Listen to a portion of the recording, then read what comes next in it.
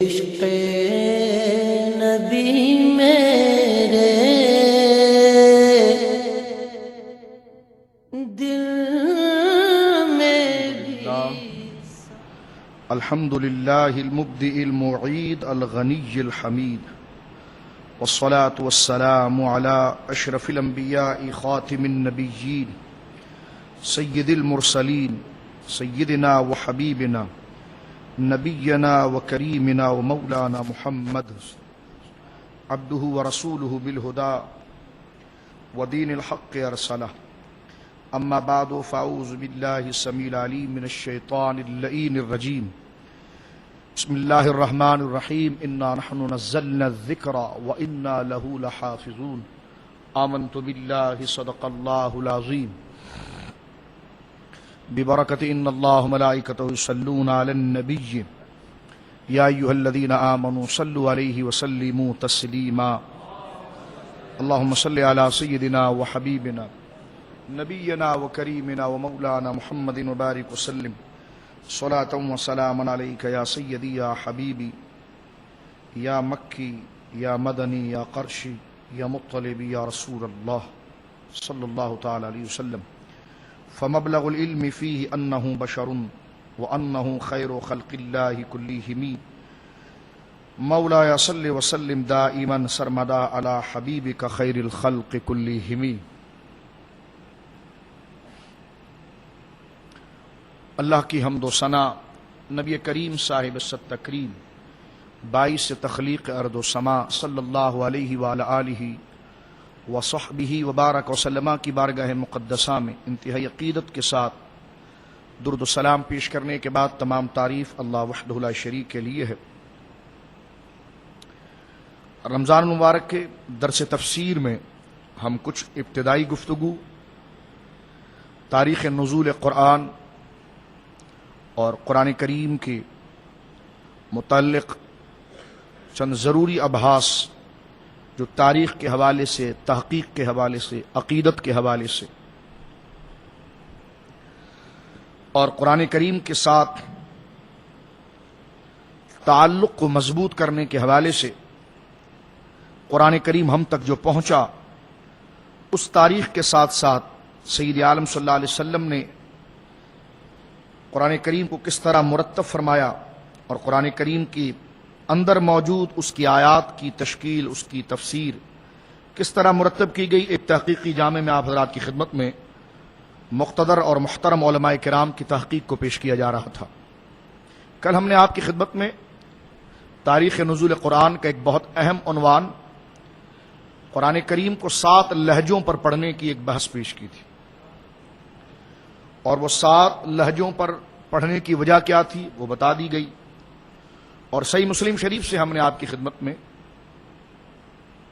حضرت ابی بن کعب رضی اللہ تعالی عنہ کا ایک واقعہ بھی ذکر کیا کہ جس میں اس وجہ کو ذکر کی گئی جو حضور علیہ الصلوۃ والسلام نے خود اپنی امت کی آسانی کے لیے اللہ رب العالمین کی بارگاہ میں درخواست کی کہ یا اللہ میری امت پر ایک ہی لہجہ مشقت والا ہو جائے گا، اور عرب کے مختلف اور متعدد قبائل جو دار اسلام سے وابستہ ہو رہے ہیں ان کے لیے لہجوں میں، قرات میں، گفتگو میں، پڑھنے میں آسانی ہو جائے، تو 3 دفعہ سرکار علیہ الصلوۃ والسلام نے رب کریم کی بارگاہ میں عرض کی، اور ایک دفعہ میں 1 دفعہ اور دوسری دفعہ میں 3 دفعہ، اور تیسری دفعہ عرض کرنے پر اللہ رب العالمین نے اپنے حبیب کو 7 لہجوں میں قرات کی اجازت مرحمت فرمائی، اور پھر حضور علیہ الصلوۃ والسلام سے ارشاد ہوا کہ حبیب آپ نے 3 دفعہ ہم سے سوال کیا ہے، اب کوئی 3 دعا آپ ہم سے کر لیجیے۔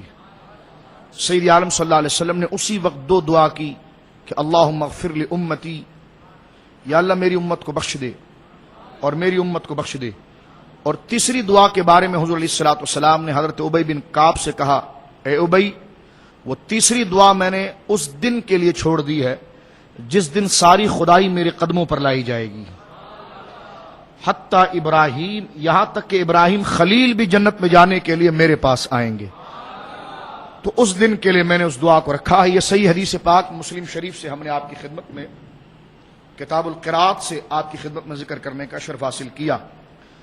اس کے بعد مدت نزول پر ہم نے کچھ گفتگو آپ کے سامنے کی تھی. علماء نے اس پر پوری بحث کی ہے، یہاں تک کہ علماء نے تاریخ قرآن کو اپنے جسم اور اپنے جگر کو پگھلا کر اتنی محنت کی ہے کہ کون سی آیتیں رات میں اتری ہیں، کون سی دن میں اتری، اس تک کا خاکہ علماء نے اپنی کتابوں کے اندر درج کیا ہے.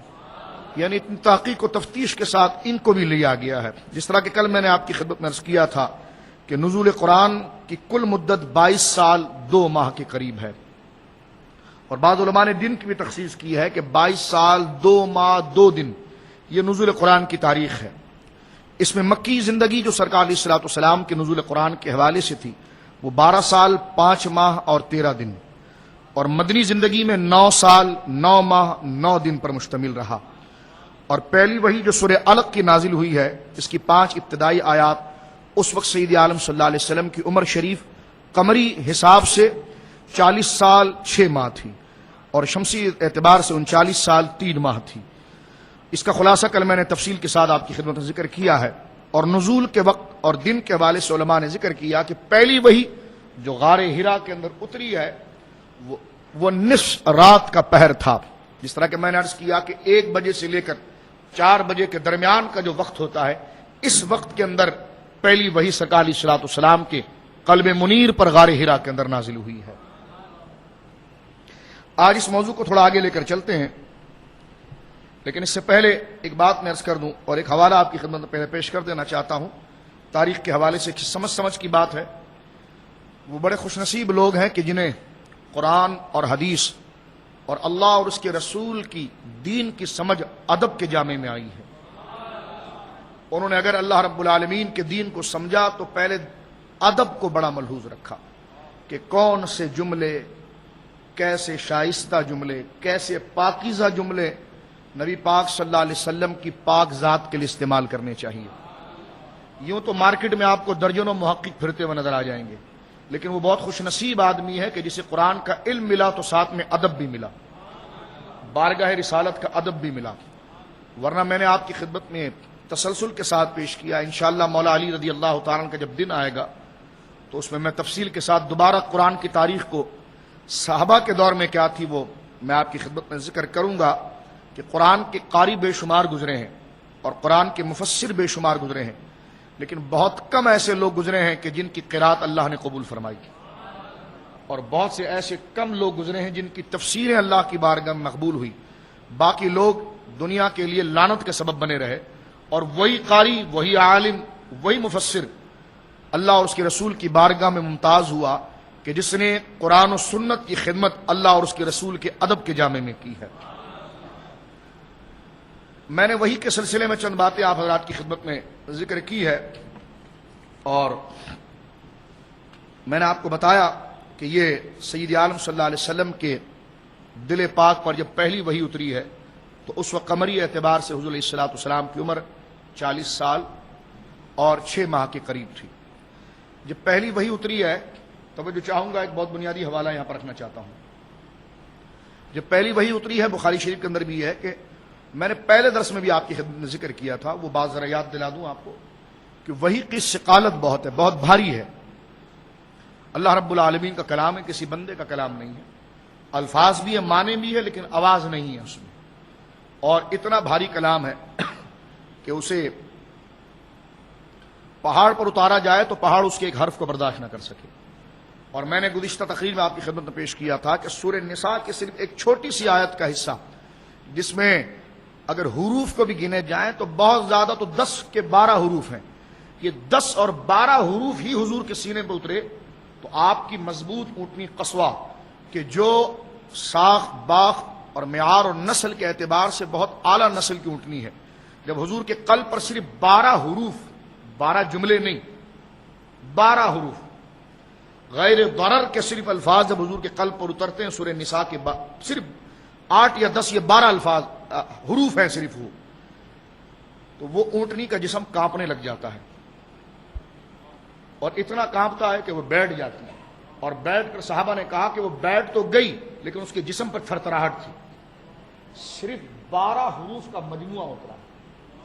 تو آپ اندازہ لگائیے کہ 12 حروف کا صرف مجموعہ اترا تو اتنا مضبوط جانور کے جسم پر اس پر تھرتھراہٹ طاری ہو گئی، تو سید عالم صلی اللہ علیہ وسلم کے قلب منیر پر کیا کیفیت ہوگی؟ اور اللہ نے اس کو ذکر فرمایا تھا سورہ مزمل میں، جس طرح کہ میں نے عرض کیا کہ اِنَّ سَنُلْقِي عَلَيْكَ قَوْلًا ثَقِيلًا، اے حبیب ہم آپ پر بہت ہی بھاری کلام اتارنے والے ہیں، اور اس کی ثقالت کا عالم یہ ہے کہ کوئی چیز اس کو برداشت نہیں کر سکتی۔ اور سورہ علم نشرح کے شروع میں ذکر کیا علم نشرح لک صدرک، بار بار حبیب تیرے شرح صدر اس لیے کیا گیا ہے تاکہ وہ قوت تیرے اندر پیدا کر دی جائے، تاکہ یہ بھاری کلام جو پہاڑ پر اترتا ہے، پہاڑ اس کے چند حرف کو برداشت نہیں کر سکتا، تو تجھ پر تو پورا کلام اترنا ہے، تو لہذا بالتدریج ہم تیرے سینے کو کشادہ کرتے رہیں گے اور اس میں وہ طاقت پیدا کرتے رہیں گے کہ پہاڑ جیسی مضبوطی بھی تیرے سامنے جھک کر تجھے سلام پیش کرے گی۔ تو یہ دیکھیں، اس میں حضور علیہ الصلوۃ والسلام کے سینے پر جو کلام اتر رہا ہے، یہ کسی انسان کا کلام نہیں کہ اس میں نبوت کے لیے کوئی بے عزتی کا تصور ہو معاذ اللہ، یہ اللہ رب العالمین کا کلام ہے۔ اور حضور علیہ الصلوۃ والسلام کے لیے عزت و شرف کی بات یہ ہے کہ کائنات میں کوئی بھی مضبوط سے مضبوط شے اور مقوی سے مقوی جسم اس وحی کا متحمل نہ ہوا، لیکن سینہ مصطفیٰ اس کا متحمل ہوا۔ ٹھیک ہے، درود پاک پڑھ لیجیے۔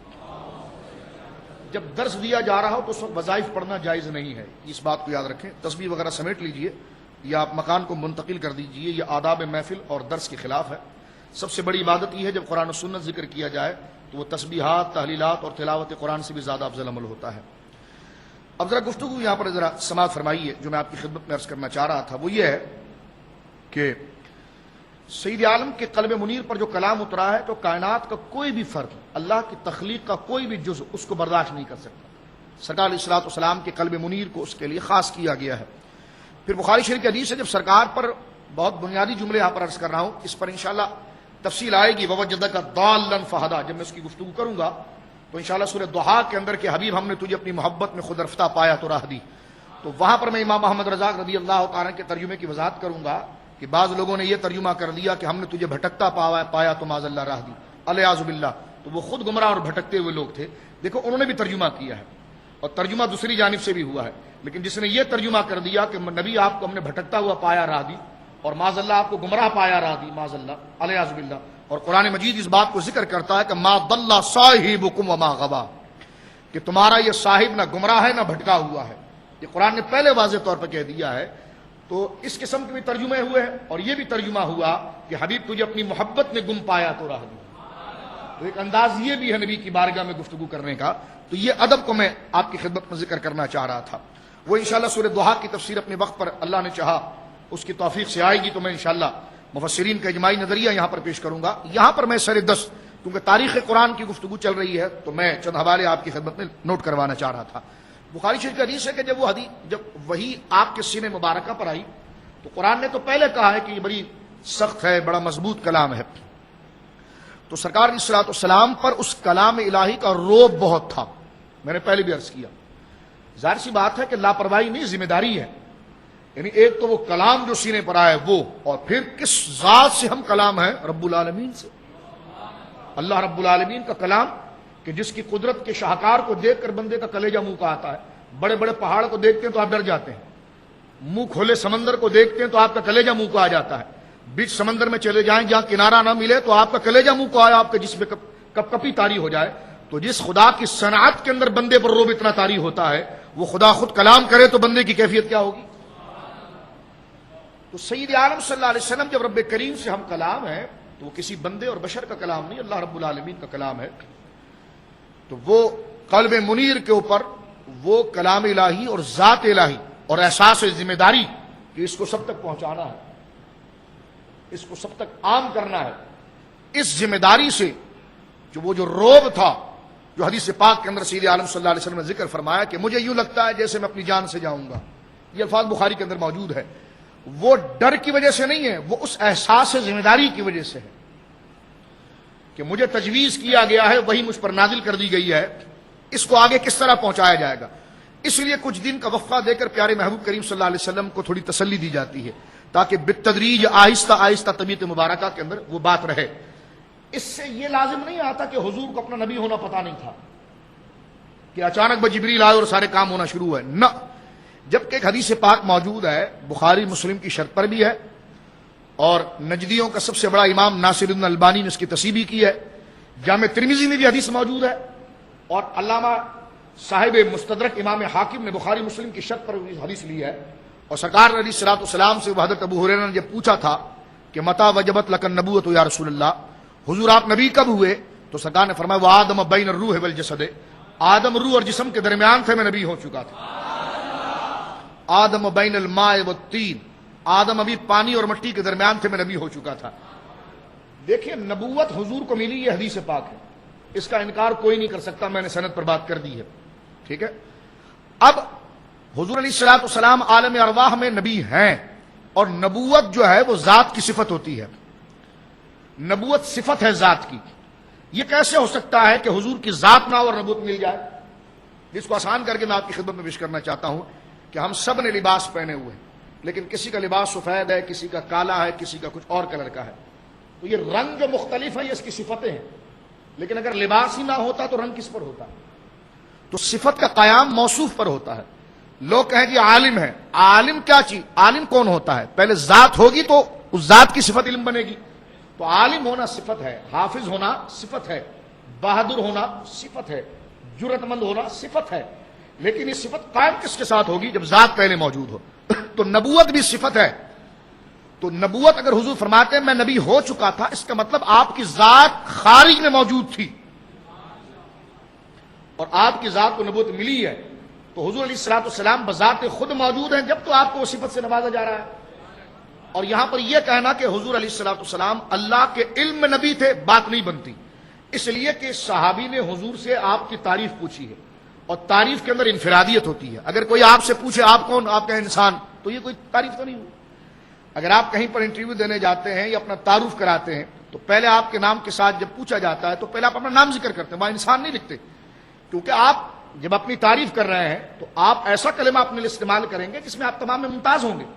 تو لہذا اپنے آپ کو انسان کہنا یہ آپ کی تعریف نہیں ہے، بلکہ آپ اپنا نام پیش کریں کہ آپ کا نام کیا ہے. انسان تو ہے آپ، یہ تو کئیوں میں مشترک چیز ہے، لیکن آپ کا انفرادی تعارف کیا ہے؟ تو تعریف کے اندر اور انٹروڈکشن جو آپ پیش کرتے ہیں اس میں انفرادیت ہوتی ہے، جس میں آپ ایک دوسرے سے متعارف ہوتے ہیں.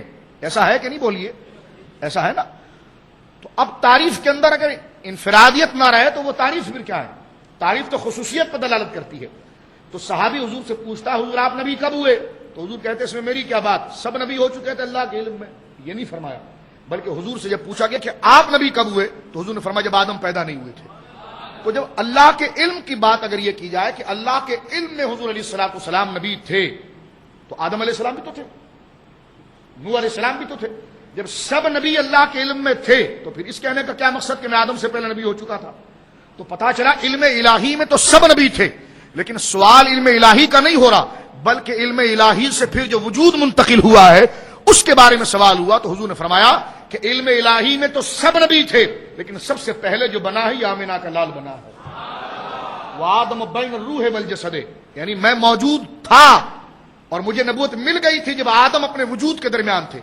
آدم علم الہی میں تھے لیکن ابھی وجود کے مراحل میں تھے، لیکن ان سے پہلے مجھے وجود مل گیا تھا. تو پتا چلا یہ جواب جو ہے علم الہی کا نہیں ہے بلکہ خارج میں موجود ہونے کا ہے. مثال کے طور پر ہماری پشتوں میں اولاد موجود ہے، آپ کی پشتوں میں اولاد موجود ہے، وہ علم الہی میں کہ کتنی لڑکی کتنے لڑکے ہیں، لیکن جب پیدا ہو جائے تو علم الہی سے وجود میں وہ آ چکے ہیں. تو آپ کہہ سکتے ہیں ہاں یہ میرا بڑا بیٹا 12 سال کا ہے، چھوٹی بیٹی 11 سال کی ہے، یہ نہیں کہہ سکتے کہ یہ علم الہی میں ہے. تو علم الہی میں عمر کا کیا تعین ہے؟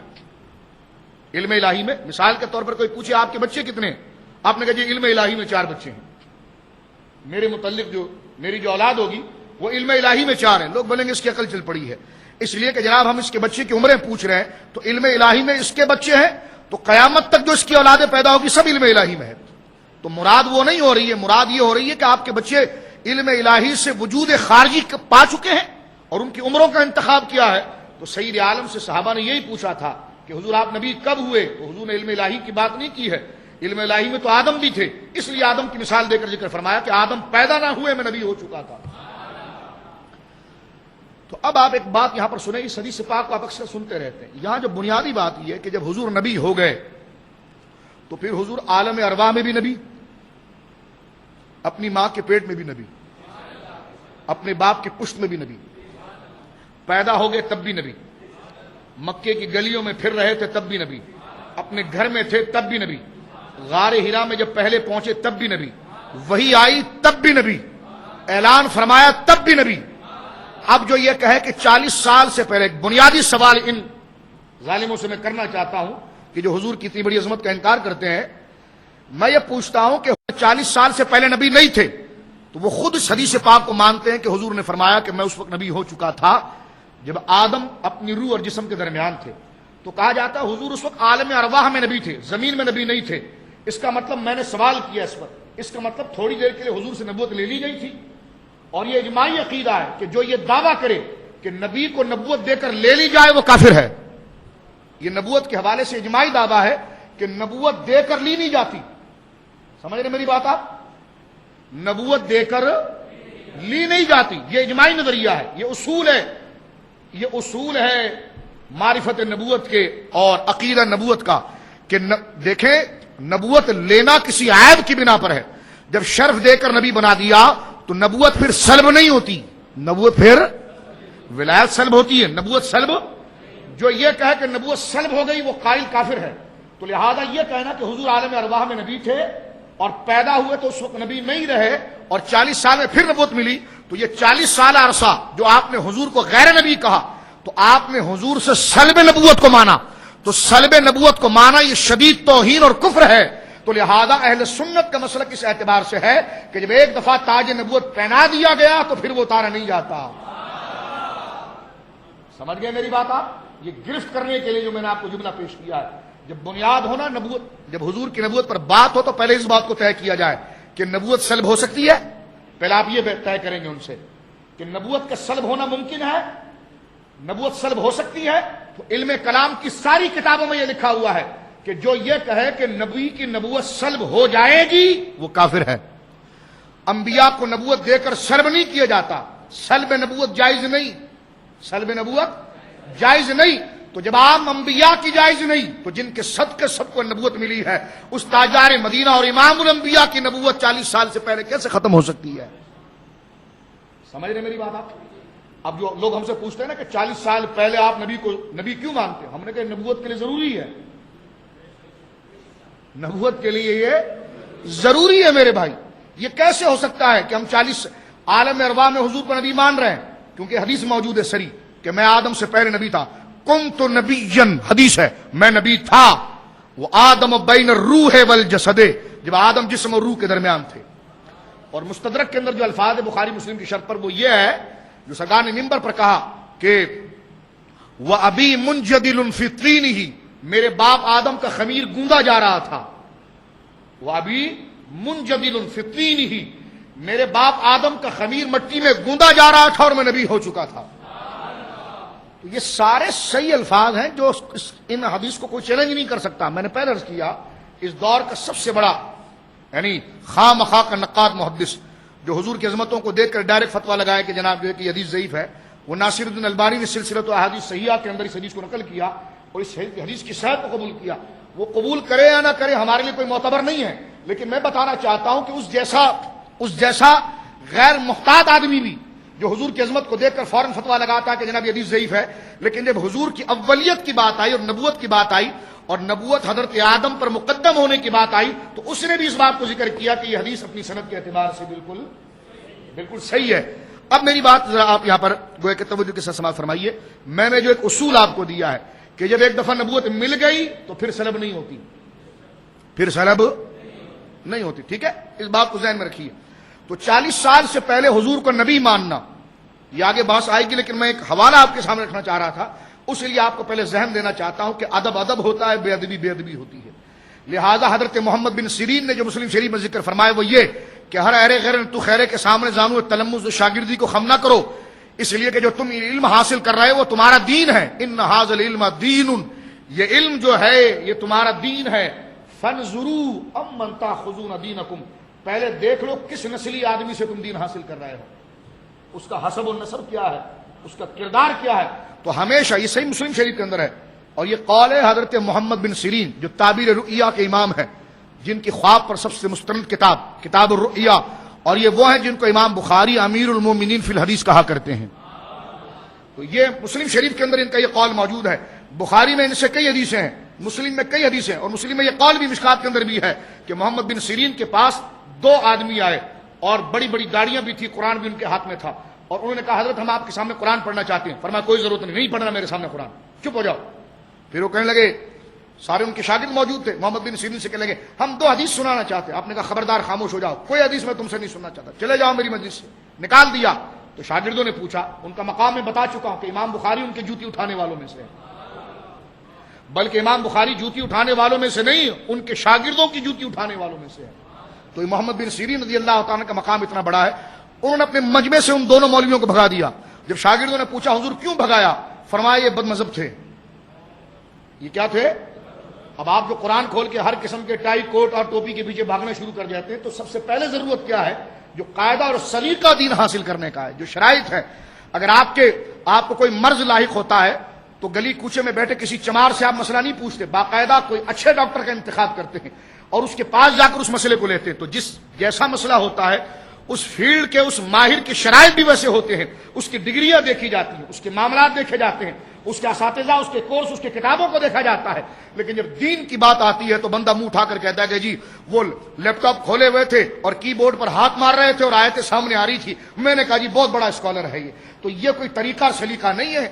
دین کو سمجھنے کا سلیقہ یہ ہے جو محمد بن سیرین بیان فرما رہے ہیں، وہ یہ ہے کہ جب ان کے شاگردوں نے پوچھا کہ آپ نے ان دو بندوں کو مسجد سے باہر کیوں کر دیا، فرمایا دونوں بد مذہب تھے۔ کہا پھر کیا وجہ تھی؟ فرمایا دونوں پڑھتے تو قرآن لیکن ترجمہ ایسا غلط کرتے جو میرے دل پہ لگ جاتا اور میں گمراہ ہو جاتا۔ فرمایا پڑھتے تو حدیث لیکن ترجمہ ایسا کرتے کہ جو میرے دل پر لگ جاتا اور میں گمراہ ہو جاتا۔ تو محمد بن سیرین جو اللہ کے اتنے بڑے ولی ہیں کہ امام بخاری ان کے شاگردوں کے شاگرد کے جوتے اٹھانے والوں میں ہے، تو ان میں احتیاط اتنا ہے۔ خود وہ بہت بڑے محدث ہیں، امیر المومنین فی الحدیث ان کو کہا جاتا ہے، ان کو کون گمراہ کر سکتا ہے؟ لیکن فرمایا کہ صحبت اور سننا یہ کبھی بھی اثر کر سکتا ہے۔ تو فرمایا اس لیے میں نے یہ طے کیا ہے کہ کبھی بھی کتاب پڑھوں گا اور سنوں گا تو صحیح مذہب اور اشاق کی پڑھوں گا اور ان سے نسبت رکھوں گا۔ بد مذہب چاہے جس زبان میں مجھے سنائیں میں اس کی بات نہیں سنوں گا۔ کیوں؟ فرمایا اس لیے کہ یہ علم تمہارا دین ہے، پہلے دیکھ لیا کرو تم دین کس سے حاصل کر رہے ہو۔ سمجھ گئے بات؟ تو یہ میں نے طریقہ اور ٹریک آپ کو بتا دیا، راستہ بتا دیا ہے میں نے آپ کو۔ یہ وہ طریقہ ہے کہ پہلے اس شخص کو دیکھا جائے گا، اس کی سند حدیث کو دیکھا جائے گا، اس کے عقائد کو دیکھا جائے گا، اس کے استاذوں کو دیکھا جائے گا، اور پھر بات آگے چلائی جائے گی۔ اب آئیے یہاں پر جو میں نے آپ کی خدمت میں ایک مختصر سا اور اہم مسئلہ ذکر کیا کہ نبوت کا سلب جائز نہیں، اور جو اس بات کا قائل ہو کہ نبوت سلب کر دی جاتی ہے وہ مسلمان نہیں ہے، ٹھیک ہے۔ اور جامع ترمذی میں میرے دوستو جب کہ صحیح حدیث موجود ہے، سرکار علیہ الصلوۃ والسلام فرماتے ہیں صحابہ سے کہ میرے صحابہ مجھے وہ درخت آج بھی یاد ہے اور وہ چٹان مجھے آج بھی یاد ہے جس کے قریب سے میں گزرتا تھا نا تو وہ درخت اور چٹان مجھے کہتے تھے السلام علیکم یا رسول اللہ۔ تو یہ کتنا بڑا ظلم ہے میرے دوستوں، مجھے بتاؤ کہ سرکار 40 سال پہلے مکے کی جس گھاٹی سے گزرتے تھے تو وہ گھاٹی اور چٹان آپ کو رسول کہتی تھی، تو اس گھاٹی کو تو پتا ہے کہ آپ رسول ہیں اور حضور کو 40 سال پہلے یہ نہیں پتا کہ میں رسول ہوں۔ اور یہ حدیث ہر مولوی پڑھتا پڑھاتا ہے، جامع ترمذی کی حدیث۔ میرے کہنے کا مطلب سمجھے آپ؟ لوگ کہتے ہیں حضور کو 40 سال پہلے پتا ہی نہیں تھا کہ میں نبی ہونے والا ہوں، جبکہ وہ حضور فرماتے ہیں کہ وحی آنے سے پہلے میں جب کسی گھاٹی سے گزرتا تھا تو مجھے یہ فلاں درخت مجھے آج بھی یاد ہے جو مجھے یا رسول اللہ کہہ کے سلام کرتا تھا۔ تو اس درخت کو پتا ہے 40 سال پہلے کہ آپ رسول ہیں، اور حضور کو نہیں پتا کہ میں رسول ہوں۔ تو یہ کس قدر توہین ہے۔ اور پہلی وجہ یہ ہے کہ نبوت جب دے دی گئی تو سلب نہیں کی جائے گی۔ اور آپ نے تو سیرت کی کتابوں میں پڑھ رکھا ہے کہ جب سرکار علیہ الصلوۃ والسلام نے ابو طالب کے ساتھ سفر کیا تھا شام کا، تو شام کے بڑے بڑے یہودیوں نے کہا تھا یہ اللہ کے رسول ہے۔ وہ میں نے کہا یہودیوں کو تو پتا چل گیا، لیکن یہ نام نہاد ملا اس پر آج تک مذہب بنائے بیٹھے ہیں کہ حضور کو پتا ہی نہیں تھا کہ معاذ اللہ میں نبی بننے والا ہوں۔ تو دیکھیے وہ نبوت کا جو پہرا 40 سال سے پہلے گزرا ہے وہ سکوتی تھا، کردار سے تبلیغ ہو رہی تھی۔ کس سے؟ کردار سے۔ 40 سال تک حضور نے کردار سے تبلیغ کی ہے، اور 40 سال کے بعد جب پہلی وحی آئی تو کردار اور قول دونوں کے ساتھ تبلیغ شروع ہو گئی۔ اس لیے جب لوگوں نے حضور علیہ الصلوۃ والسلام پر اعتراض کیا کفار نے، تو قرآن کی آیت اتری کہ محبوب ان سے کہو تم میری نبوت کا انکار کیسے کر سکتے ہو، میرے رب کی یکتائی کا انکار کیسے کر سکتے ہو، میں نے تم میں اپنی عمر کا بہت بڑا حصہ گزارا ہے۔ تو وہ حضور کی جو عمر شریفہ جو شروع میں گزری ہے وہ کرداری نبوت تھی۔ اور حضرت امام راضی نے وہاں پر جملہ لکھا ہے فرمایا یہ تو 40 سال کے بعد جو قرآن اترا ہے نا، یہ تو آپ کی نبوت کو آشکارا کرنے کے لیے نور علی نور ہے۔ امام راضی فرماتے ہیں اگر قرآن حضور پر نہ بھی اترتا تو آپ کی 40 سالہ زندگی خود اپنی نبوت کو واضح کر رہی تھی۔ یہ تو قرآن اترا ہے تو یہ تو آپ پر نور علی نور ہے، فضیلت پر فضیلت حضور کو دی جا رہی ہے۔ اور اگر قرآن نہ بھی اترتا تو سید عالم صلی اللہ علیہ وسلم کی کردار نے اس بات کو ثابت کر دیا تھا کہ آپ اللہ کے نبی ہیں۔ ایسی درجنوں روایتیں موجود ہیں جو اپنی جگہ پر آئے گی اور میں انشاءاللہ پیش کروں گا۔ دو باتیں میں نے اس میں سمجھائی آپ کو کہ حضور کو عالم ارواح میں نبوت دینا یہ حدیثوں سے ثابت ہے، اور جب نبوت مل گئی تو اس کا سلب جائز نہیں، میری بات سمجھ رہے ہیں، اس کا دوبارہ لے لینا جائز نہیں۔ اور جو حضور نے 40 سال کے بعد جو اعلان نبوت فرمایا ہے وہ ثبوت نہیں تھا، وہ ظہور تھا۔ ثبوت تو عالم ارواح میں ہو چکا ہے، ٹھیک ہے۔ اور یہ حدیث پاک جو میں نے آپ کی خدمت میں پیش کی ہے کہ حضور نے فرمایا کہ حضرت خدیجہ الکبریٰ سے کہ خدیجہ مجھے گھبراہٹ ہو رہی ہے، زملونی مجھ پر کمبل ڈال دو، تو یہ نبوت میں شک نہیں تھا، یہ نبوت میں شک یہ احساس ذمہ داری تھی۔ کیا تھی جی؟ اب ادب اور بے ادبی کی بات کر رہا تھا۔ یہ میرے ہاتھ میں موجودی کی کتاب ہے سیرت دو عالم، تاکہ ریکارڈ پر بات آ جائے تو میں آپ کی خدمت میں پیش کرنا چاہتا ہوں۔ یہ جماعت اسلامی کے بانی ہے اور اس وقت ان کو سب سے بڑا دین کا ٹھیکیدار سمجھا جاتا ہے، اور سمجھا جاتا ہے کہ پاکستان میں جو دین پھیلایا ہے وہ ابو الاعلیٰ مودودی صاحب نے پھیلایا ہے۔ میں نے آپ کے سامنے پوری تقریر کر دی حضور کے نبوت کے بارے میں، ٹھیک ہے۔ حضرت سیدنا صدیق اکبر رضی اللہ تعالیٰ عنہ پہلے جان چکے تھے کہ سید عالم نبی ہیں، ابو طالب بھی اس بات کو جان چکے تھے کہ آپ نبی ہیں، کیونکہ ان لوگوں نے اس بات کو ذکر کیا ہے۔ اور ایسے دیگر شواہد میں نے جامع ترمذی کی حدیث آپ کے سامنے پڑھی ہے کہ وہ درخت اور چٹان خود کہا کرتے تھے السلام علیکم یا رسول اللہ، ٹھیک ہے۔ سیدہ دائی حلیمہ کے واقعات اتنے زیادہ ہیں، اگر پڑھے جائیں تو انسان یعنی ایک نشست اس کے لیے کافی نہیں ہے، جو آپ کی نبوت کا منہ بولتا ثبوت ہے، جو سیدہ حلیمہ سعدیہ کے گھر میں حضور علیہ الصلوۃ والسلام کے نبوت کے معجزات صادر ہوئے ہیں۔ اب دیکھیے مودودی اس بات کو کس طرح ذکر کرتا ہے۔ میں نے پہلے اس بات کو ذکر کیا آپ کے سامنے ایک ریکارڈ پر بات لانے کے لیے تاکہ بات واضح ہو جائے۔ ہم ایک تاریخ قرآن کا پہلو پیش کر رہے ہیں آپ کے سامنے۔ تو اس وقت قرآن کے مدعی اور قرآن کی تبلیغ کے حوالے سے میں نے پہلے عرض کیا وہ ادب اور بے ادبی ہے، ٹھیک ہے۔ اگر کوئی آپ کی بات کی خدمت کر رہا ہو اور اس کو ایسے جملے سے نواز رہا ہو جو آپ پر خود گوارا نہ ہو تو آپ اس کو کبھی اپنے دل میں جگہ نہیں دیں گے، چاہے وہ آپ کے باپ پر پی ایچ ڈی کر رہا ہو یا آپ کے باپ کے لیے بہت بڑا کام کر رہا ہو۔ تو لہذا ادب جو ہے وہ اولین معراج ہے، اور اہل حق انہی کی تفسیر، انہی کے قرات، انہی کی تحقیق اللہ کی بارگاہ میں مقبول ہوئی جن کے پاس ادب تھا، ٹھیک ہے۔ حضرت فاروق اعظم کے دور کے اندر آپ دیکھیے کہ ایک امام جو ہے وہ سورہ عبس کا یہ جملہ پڑھتا تھا ہر فجر کی نماز میں، عبس وتولی ان جاءہ الاعمی۔ دراصل سرکار علیہ الصلوۃ والسلام ایک دفعہ آپ کے پاس چند کفار اور جو سیٹ و متمول جو بہت ان کے بڑے ذہین سیاستدان لوگ تھے اور متمول لوگ تھے، وہ حضور کے پاس آئے۔ حضور ان سے محو گفتگو تھے۔ سرکار کے صحابی حضرت عبداللہ بن مکتوم جو نابینا تھے وہ حضور کے پاس آئے اور حضور کے قریب ہونا چاہ رہے تھے اور سننا چاہ رہے تھے کہ سرکار کیا کہہ رہے ہیں۔ تو سرکار نے آداب تبلیغ کے اعتبار سے کہ یہ جو میرے سامنے کافر موجود ہیں اور یہ بظاہر پڑھے لکھے ہیں، امیر ہیں، اور ان کے اندر ذات پار اچھوت پن بہت ہے، تو کہیں یہ اچھوت پن کے عیب سے ایمان سے ہاتھ نہ دھو پڑے، تو سرکار نے اس لیے ان کو الگ سے رکھا اور الگ سے ان کو تبلیغ کی۔ جس طرح کہ میں نے 7 لہجوں کی بات کی ہے، اس میں بھی حضور نے رخصت اس لیے دی ہے کہ وہ لہجہ کہیں انا کا مسئلہ بن کر لوگ ایمان کو نہ چھوڑ دیں۔ تو وہاں پر یہ تھا کہ وہ قریش کے جو قبیلے کے لوگ حضور کے پاس آئے ہیں تو وہ چاہتے تھے کہ حضور سے تنہائی میں بات کریں۔ حضور ان سے تنہائی میں بات کر رہے تھے تاکہ ان کے دلوں میں ایمان اتر جائے کہ چلو انہوں نے اچھی طرح سے ہم کو بٹھایا بھی ہے، ہمیں عزت بھی دی ہے، سارے خاطر تواضع کیے ہیں، اور ہم جیسے لوگوں کو بٹھایا اور کسی غریب کو یا کسی عام شخص کو ہمارے قریب نہیں آنے دیا۔ ان کو نسب اور حسب پر بڑا فخر تھا۔ عبداللہ بن مکتوم قریب آ گئے اور وہ نابینا تھے اور وہ قریب ہو کر حضور کی توجہ چاہتے تھے اور بار بار کہتے تھے حضور آپ کیا کہہ رہے ہیں، ان سے ذرا زور سے فرمائیے میں بھی سنوں۔ تو سرکار علیہ الصلوۃ والسلام نے عبداللہ بن مکتوم سے چہرہ پھیرا تاکہ ان کی طرف مخاطب کیا، تو اللہ رب العالمین نے یہ آیت نازل فرمائی کہ محبوب و کافر ایمان لائیں یا نہ لائیں، کیونکہ حضور علیہ الصلوۃ والسلام لوگوں کے ایمان کے لیے بہت زیادہ کوشش فرماتے ہیں۔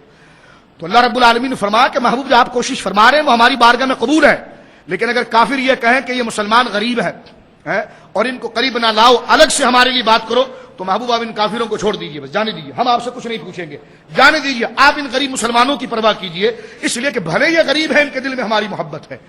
تو یہ اللہ نے ایک درجہ حضور کے لیے آسانی کی ہے، اور حضور جو کافروں کے لیے نرمی کر رہے تھے اور صحابی سے کٹ کر ہٹ کر بظاہر ان کو جو حیثیت دے رہے تھے ایمان کے لیے، تو حضور کا یہ مسئلہ ذات کے لیے نہیں تھا بلکہ اللہ کی رضا ہی کے لیے تھا کہ کسی طریقے سے ایمان قبول کر لیں اور توحید کی طرف آ جائیں اور جہنم سے بچ جائیں.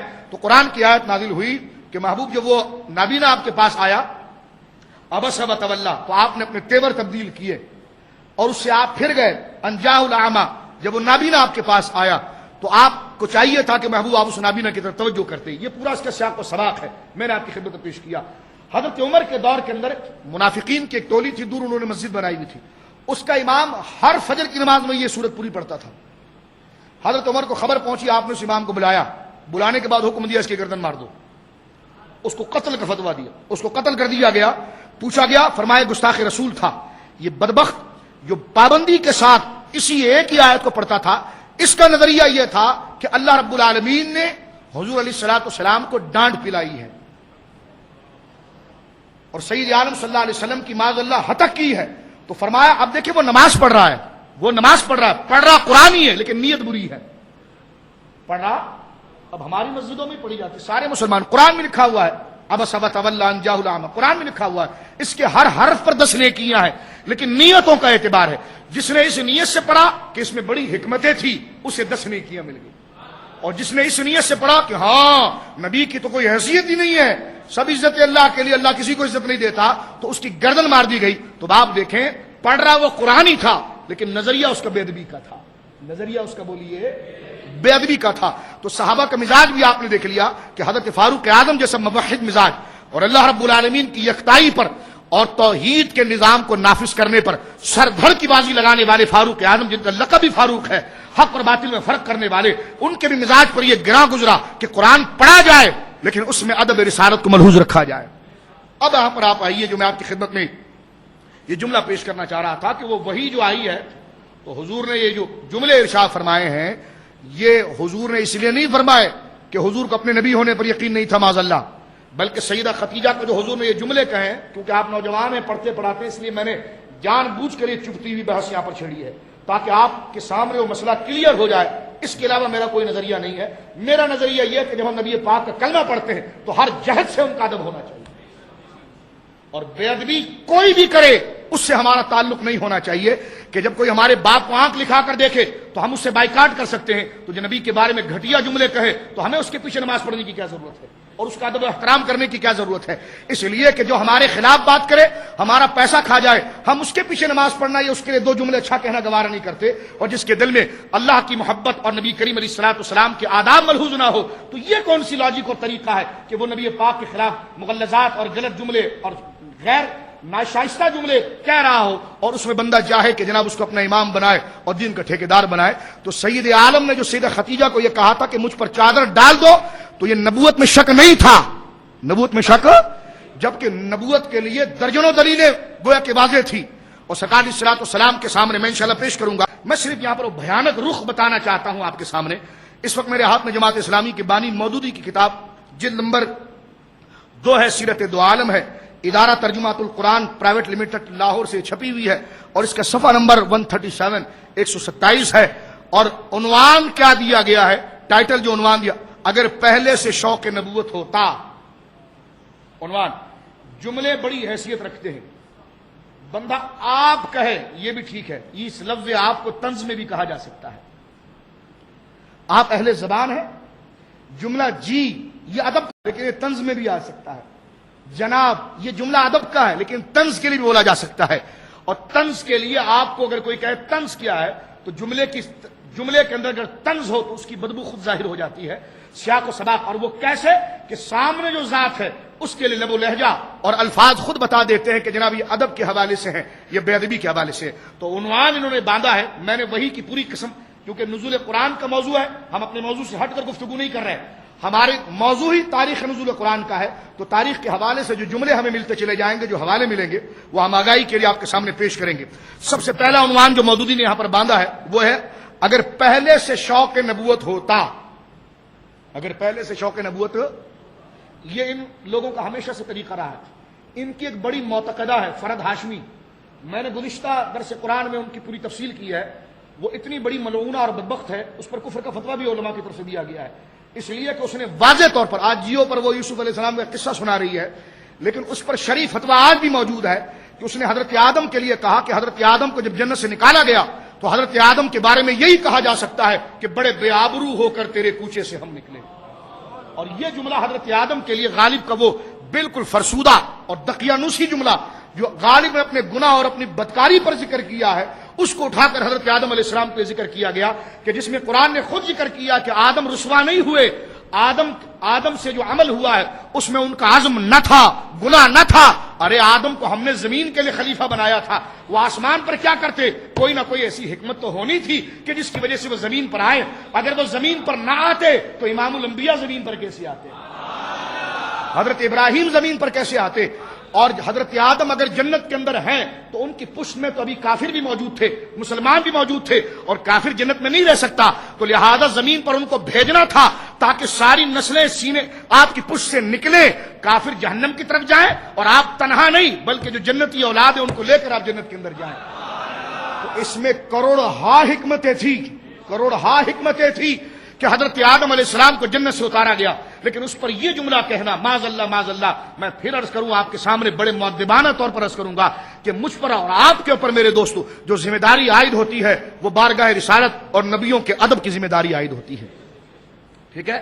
اور ادب تو اتنا ہے کہ حضرت موسیٰ علیہ السلام کے سامنے جب فرعون کے درباری آئے اور جادوگر آئے اور وہ اپنی رسیاں لے کر کھڑے ہو گئے تو آپ نے دیکھا کہ بعد میں وہ ایمان لا چکے تھے. مفسرین نے لکھا کہ ایمان کیوں لائے؟ فرمایا اس لیے کہ جب حضرت موسیٰ سامنے آئے تو حضرت موسیٰ کی داڑھی دیکھ کر، خوبصورت چہرہ دیکھ کر، بڑا سر، بڑا جسم اور روبدار وجیح چہرہ دیکھ کر وہ مرعوب ہو گئے، بڑے متاثر ہوئے. نبی سمجھ کر نہیں بلکہ ظاہری جو بزرگی تھی اس کو دیکھ کر متاثر ہوئے، اور متاثر ہو کر کہنے لگے جناب پہلے آپ کچھ دکھا دیجئے بعد میں ہم دکھائیں گے. تو یہ جملہ کہ حضرت موسیٰ کی ظاہری، کیونکہ باطنی نبوت کی طرف توجہ نہیں ان کے بھی، صرف ظاہری جو صورت اور شکل کو وہ دیکھ رہے ہیں، اس سے اس قدر مرعوب ہوئے کہ فرعون نے جب ان سے یہ کہا تھا کہ تم جادو دکھاؤ اور موسیٰ کو میری طاقت بتاؤ، تو جب وہ اپنی رسیاں لے کر آئے، حضرت موسیٰ عصا لے کر کھڑے ہوئے تھے، تو انہوں نے پہل نہیں کی بلکہ حضرت موسیٰ کی بزرگی کو دیکھ کر کہا کہ نہ پہلے ہم کچھ کرنے کی ضرورت نہیں کرتے، آپ بڑے بزرگ لگ رہے ہیں تو لہذا پہلے آپ کچھ کر کے دکھائیں.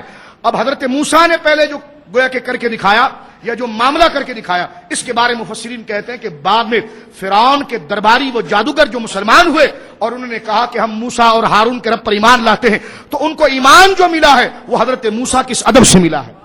حالانکہ نبی سمجھ کر نہیں انہوں نے مانا تھا، ظاہری بزرگی بھی اگر نبی کی مانی جائے تو اللہ اس قدر خوش ہوتا ہے کہ ان کے لیے ایمان کے دروازے کھول دیتا ہے، ان کے لیے آسانیاں کر دیتا ہے.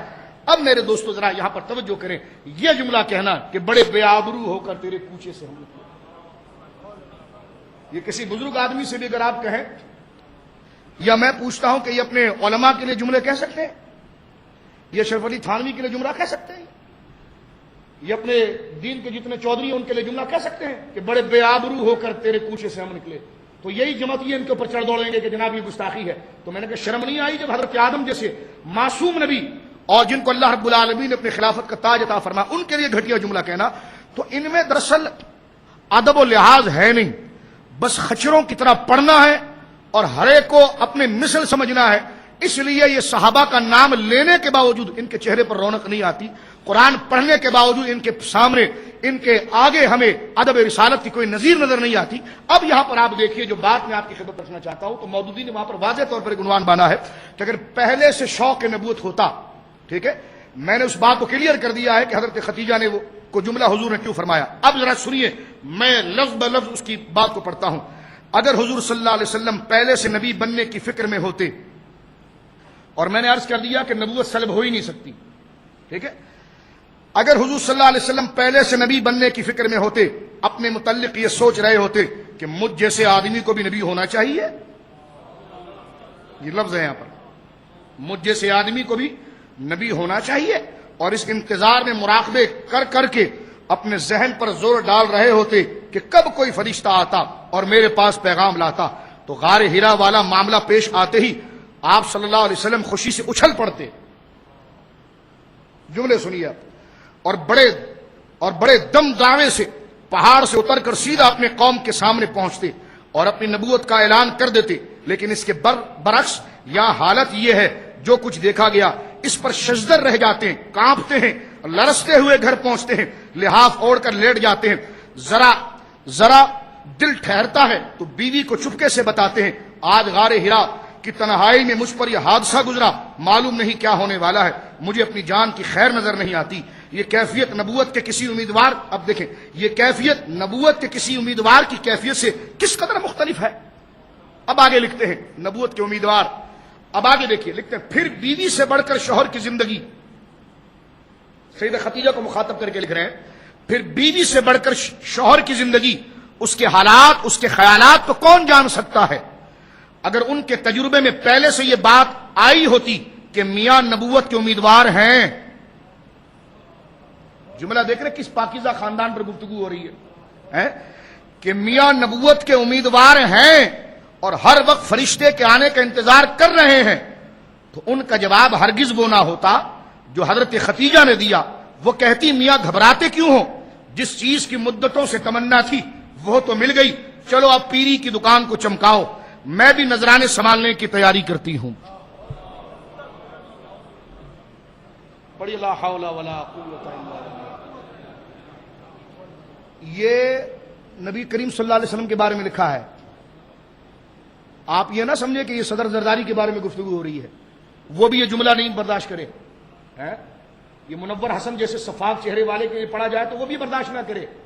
تو یہ سیدہ خدیجۃ الکبریٰ رضی اللہ تعالی عنہا کے بارے میں لکھا ہے کہ سیدہ نے یہ کہا ہوتا کہ چلو نبوت تو پیری کی دکان ہے، تو پیری کی دکان چمکاؤ، تو پھر نذرانے جمع کرتے ہیں، کیا کرتے ہیں؟ معاذ اللہ، الیاذ باللہ، لا حول ولا قوت الا باللہ العلی العظیم۔ میں زیادہ تبصرہ نہیں کرنا چاہتا، میرے پاس وقت بہت کم ہے، میں نے آپ کی عدالت میں بات چھوڑ دی ہے۔ اب آپ ان جمتیوں سے پوچھیں کہ جناب اس میں شرعی اور ایمانی نقطہ کون سا ہے؟ نام تو تمہارا جماعت اسلامی اور تمہارا عقیدہ یہ ہے، معاذ اللہ تم تو شیعوں سے گئے گزرے ہو، اور اتنی غلیظ بات سیدہ خدیجۃ الکبریٰ رضی اللہ تعالیٰ عنہ کے لیے کہ سیدہ کی خواہش یہ تھی کہ مال جمع کروں۔ پڑھی لا حول ولا قوت الا باللہ۔ نزول قرآن کی ضمن میں ایک بات درمیان میں آئی تو میں نے آپ کے سامنے یہ نظریہ واضح کیا۔ تھوڑا سے وقت ہمارے پاس چند منٹوں کا رہ گیا ہے، میں اپنی گفتگو کو سمیٹنا چاہتا ہوں کہ مدت نزول جو ہمارا عنوان تھا تاریخ نزول قرآن کے حوالے سے، اس کو تھوڑا سے آگے لے کر چلوں آپ کے سامنے کہ جس وقت وہی نازل ہوئی تو سید عالم صلی اللہ علیہ وسلم کی طبیعت مبارکہ پر جو معاملہ تھا وہ اس کا بار تھا، اور حضور اس کو یاد کرنے کی کوشش کرتے تھے، اور جب سرکار اسے یاد کرنے کی کوشش کرتے تو آپ کی طبیعت مبارکہ پر بڑا گراں گزرتا تھا، ہونٹ مبارک سوکھ جاتے تھے، زبان سوکھ جاتی تھی۔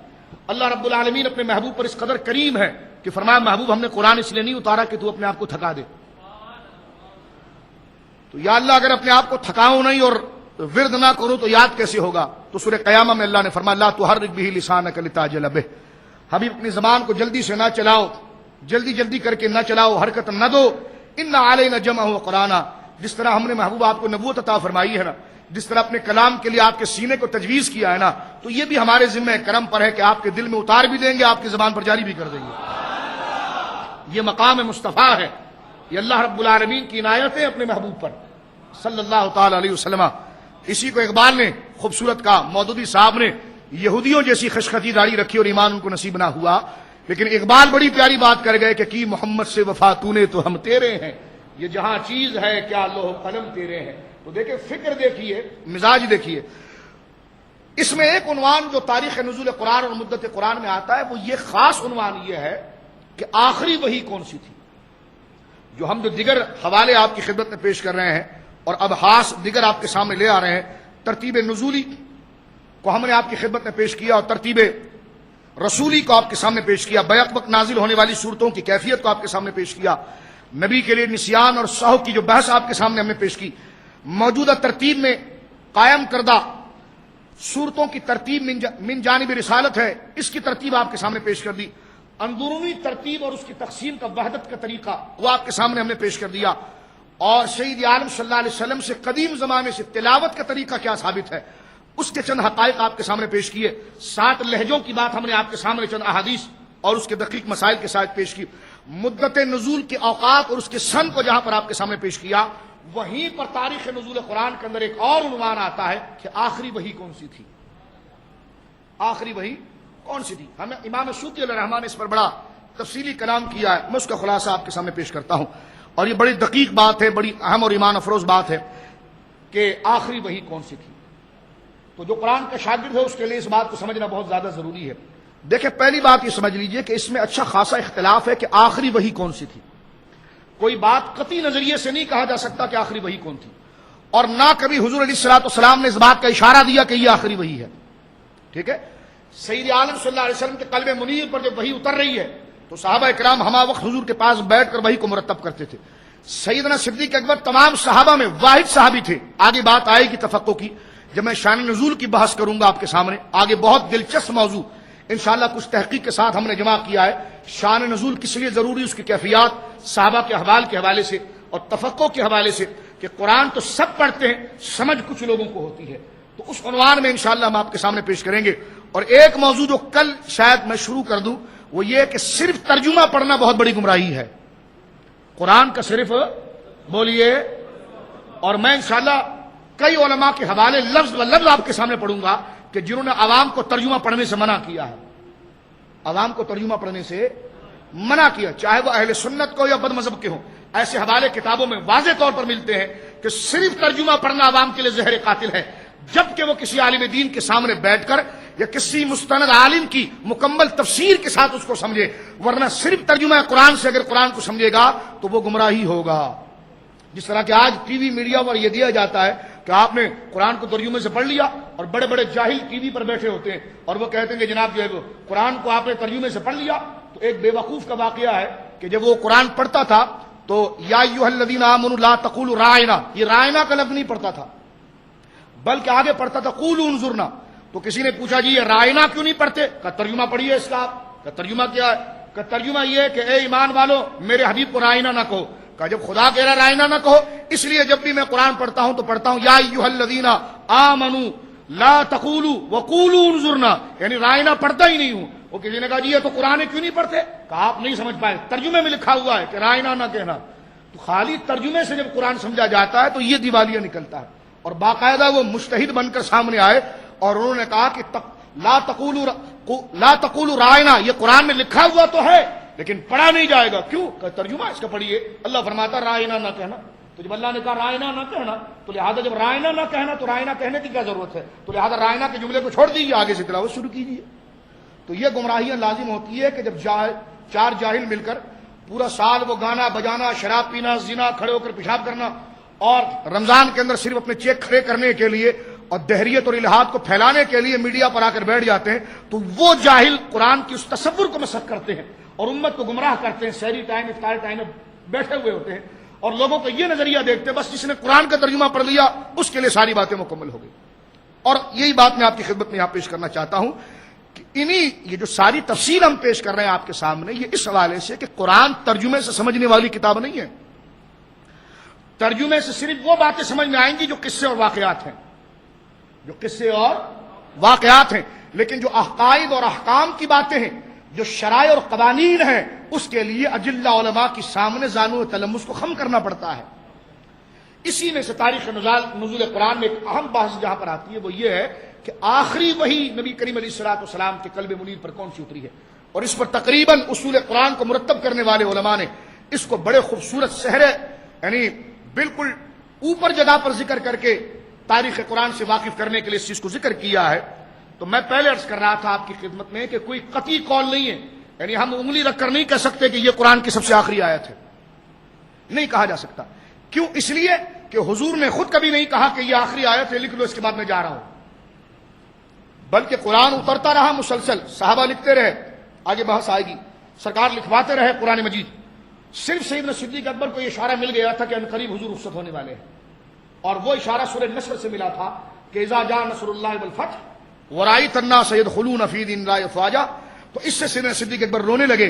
صحابہ نے کہا کہ اس میں تو بشارت ہے. فرمایا بشارت تو ہے لیکن اس میں یہ اشارہ ہے کہ سرکار ان قریب رفیق اعلیٰ کا سفر کرنے والے ہیں.